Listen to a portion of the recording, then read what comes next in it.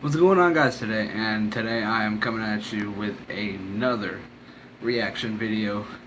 And in these reaction videos, I try and keep them scary videos because I love reacting to scary videos. That's my stuff, and I just love doing it. So if y'all have any more scary videos that you want me to react to, put them down in the comments below, and I will try and watch them for you. So let's get into this video. This video is by Matthew Santoro, and if you want to see the original video without me being up here, it'll be down in the link below. So yeah, so I'll leave the link below. It'll be down in the description. Sorry. So let's get into this. Let's go. You might want to sleep with one eye open tonight.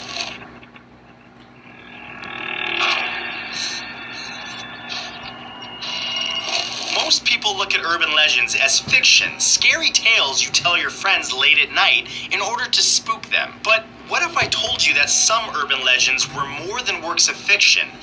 What if they were based on real-life events? Here are 10 creepy urban legends that turned out to be true.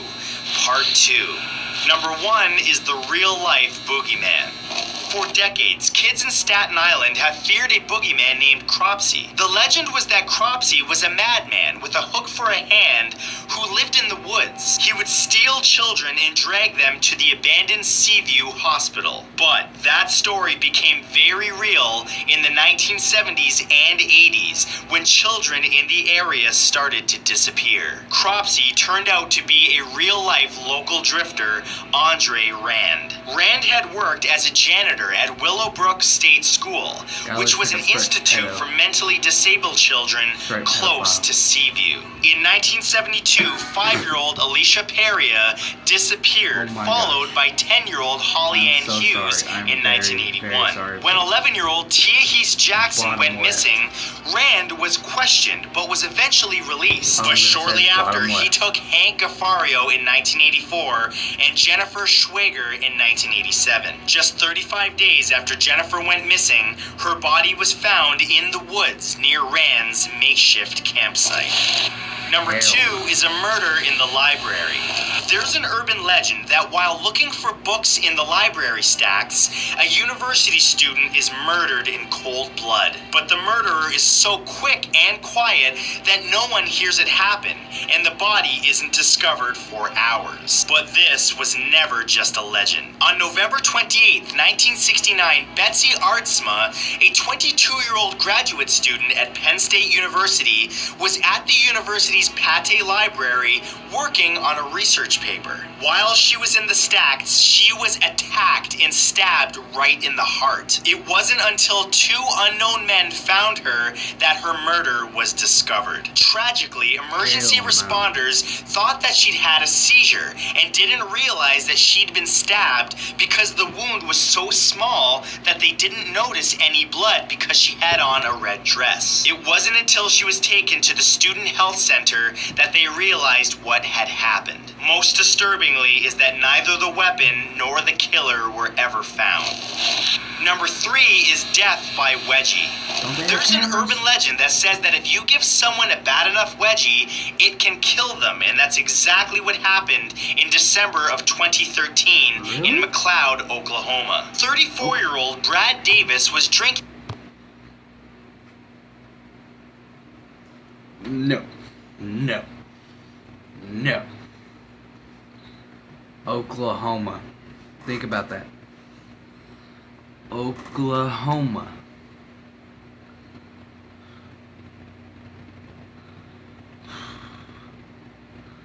Crazy things happen in this state. I live in Oklahoma, and I live in a small ass town. Crazy shit happens, so I wouldn't be surprised.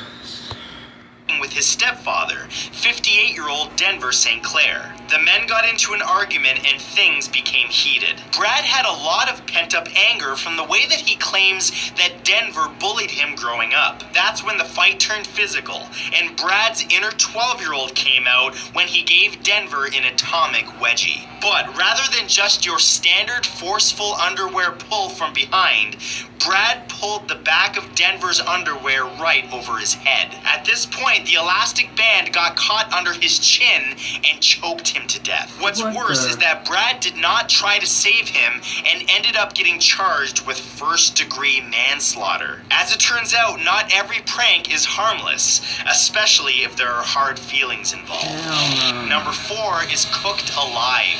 There's an urban legend that says that a man has to get in an industrial oven that stopped working. Once inside, he fixes it, but the oven turns on, the door jams, and he's cooked alive. And yes, this happened to 54-year-old British factory worker Alan Catterall when he met a similar fate. On December 23, 2010, workers at Pirana Moldings, which makes kayaks, found Catterall's body in one of their industrial ovens. He had gone inside the oven, which was about the size of a cargo van, to clean it out after a fault was detected. But Mark Francis, his co-worker and his daughter's fiance, had already found the faulty part. About a half hour after Catterall had got inside, Francis replaced the fixed part, and not realizing his soon-to-be father-in-law was still inside, turned the oven back on. The insulated doors shut and locked automatically as the temperature went up to 536 degrees Fahrenheit. Alan was cooked alive. Number 5 is eating a dog. If you're an animal lover, you may want to brace yourself. In this urban legend, a scorned lover tries to reconcile with his ex by making her a nice dinner. But as it turns out, what he was really serving was revenge. That's because the meat that they ate was actually their pet dog that had gone missing. And yes, this really happened. On August 4th, 2014, a woman was attacked by her ex-boyfriend, 34-year-old Ryan Eddie Wattenpog of Pale Cedro, after she had broke up with him. She escaped, but when she returned home, her Pomeranian named Bear was missing, but she thought he probably got out in all the chaos. 1 month later, the troubled couple had briefly patched things up, and he made her a nice dinner. The dinner reportedly went well, and it appeared as if the two had made up. But a few days later, on September 7th, he sent her a text asking how her dog tasted. And what's worse is that he left a bag on her door with Bear's paws in it. Number 6 are spying eyes.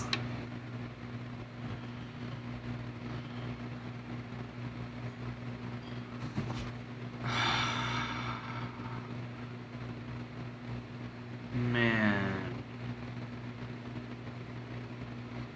Bro, that's just not right. That is animal abuse. And especially to a dog. I hate dog abuse. I hate animal abuse.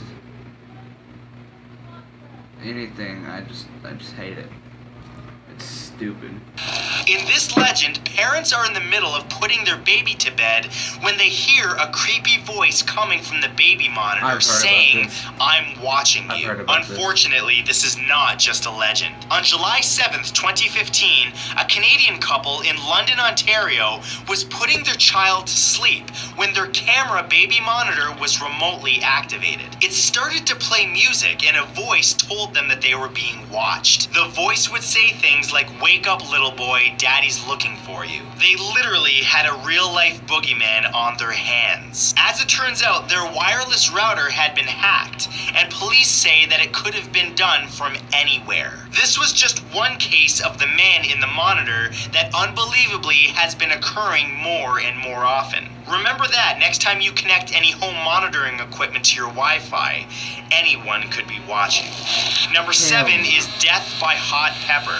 There's an urban legend about a chili pepper so hot that it killed the man who dared to eat it. This is definitely not one you want to try at home because this legend isn't just a legend. In fact, it's a cautionary tale. In September of 2008, 33-year-old aspiring chef Andrew Lee from Doncaster, England, challenged his girlfriend's brother to a chili eating contest. Lee had made a super spicy sauce from red chilies that his father had grown in his garden. After the brother ate his spoonful, Lee won the challenge by eating an entire plateful. Not long after finishing, he started to feel ill and get itchy, but decided that there wasn't anything to worry about, so he went to bed. But Lee never woke up. It's believed that capsaicin, the active hot chemical in chilies, went right into his bloodstream, causing him to have a terrible allergic reaction and thus a lethal heart attack. Consider this next time you order very hot wings.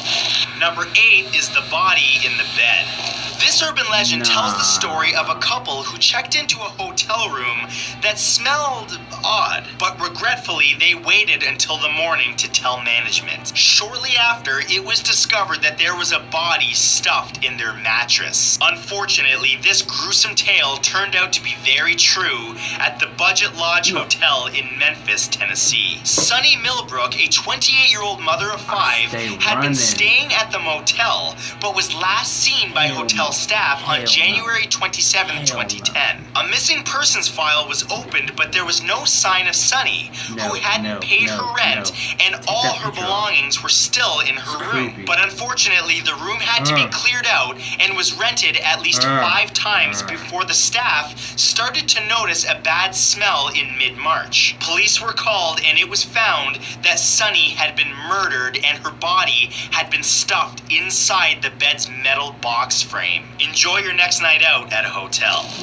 Number 9 is he's inside the house.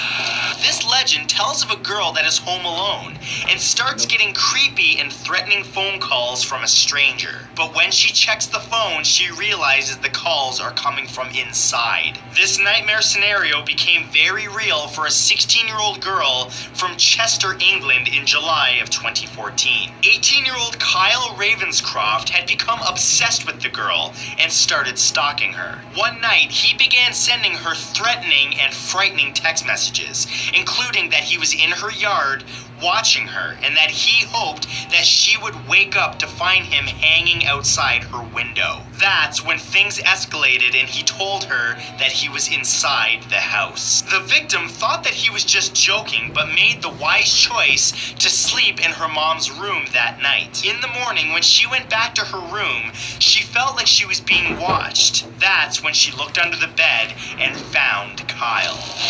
And number 10 is the elevator decapitation.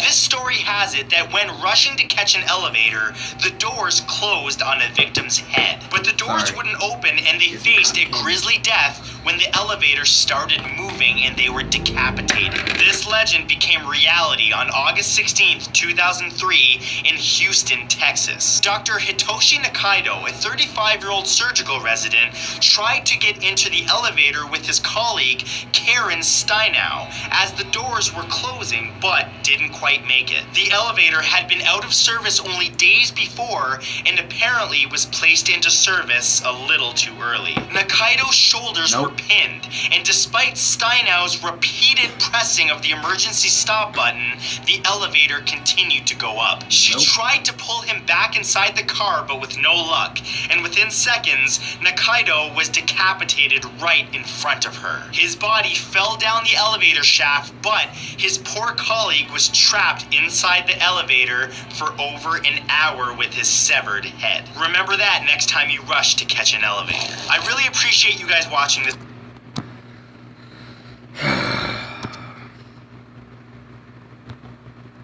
Nope. Get this bigger. Okay, no. That's why I don't fuck with them elevator shit. No. Hell no. No. Alright guys. So, if you liked the video, please like, comment, and subscribe for more content. And I will see you in the very next freaking video.